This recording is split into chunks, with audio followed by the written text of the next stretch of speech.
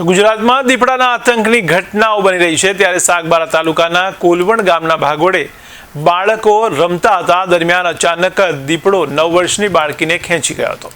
ત્યારબાદ બાળકીના પિતા દીપડાની પાછળ દોડ્યા હતા પરંતુ દીપડાએ બાળકીને નજીકના ખેતરમાં છોડીને ભાગી ગયો હતો।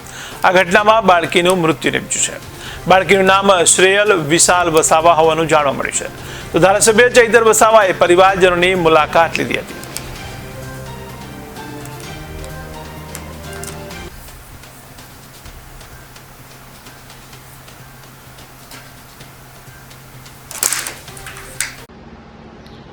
ગતરોજ સાંજે 4 થી 5 વાગ્યાના અરસામાં સાગબારા તાલુકાના કોલવણ ગામની 9 વર્ષની શ્રેયલ કુમારી દીકરી પર દીપડાએ જ્યારે હુમલો કર્યો અને એની કરપીણ હત્યા કરી એ જાણીને ખરેખર અમે પણ ઘણા દુઃખી અને વ્યથિત થયા।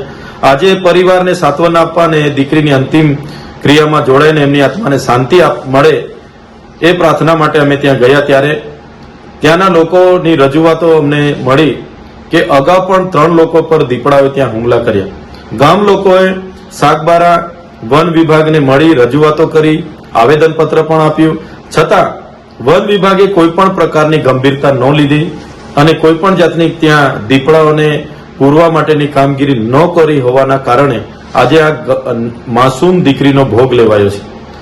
ત્યારે આ વિસ્તાર એવો છે કે ભૂતકાળમાં ક્યારેય દીપડાઓ અહીંયા હતા નહીં, કોઈ દીપડાની પ્રજાતિ પણ નહોતી અને બહારથી જેટલા પણ દીપડાઓ પકડાય છે આ વિસ્તારમાં લાવીને છોડી દેવાથી માનવ વસ્તીના ગામોમાં દીપડાઓ ઘૂસે છે અને બાળકો, મહિલાઓ અને ખેડૂતો પર હુમલાઓ કરે છે।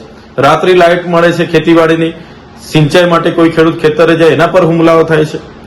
ત્યારે એક બાજુ વર્લ્ડ લાઈફ એક્ટ એવું કહે છે કે કોઈ પણ વન્ય પ્રાણીને ચેનચાળા કે પથ્થર મારો એટલે તમને 7 વર્ષની કેદની સજા થાય અને અમારી માસૂમ દીકરીઓ મરી જાય, અમારા ખેડૂતો મરી જાય તો અમારે કોને જવાબદાર ઠેરવવું?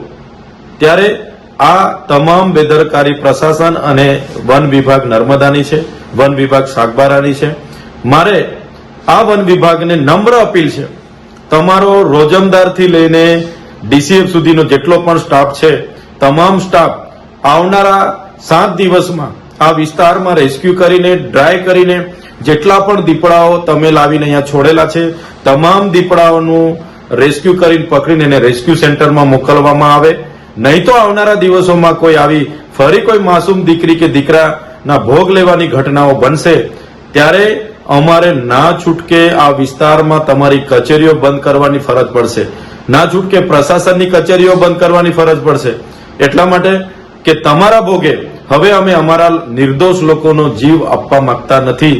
જે પણ આજની ઘટના ઘટી છે જે ખૂબ જ વ્યથિત કરનારી ઘટના છે, જેનો વસવસો અમને છે એટલે પ્રશાસન આમાં ગંભીરતાથી કાર્યવાહી કરે અને એમની બેદરકારીના કારણે એક પરિવારની ફૂલ જેવી દીકરી ગુમાવેલી છે। આવનારા દિવસોમાં કોઈ નિર્દોષનો ભોગ નહીં લેવાય એ પ્રકારના પ્રયાસો પ્રશાસન અને નર્મદા વન વિભાગ કરે એવી હું અપીલ પણ કરું છું।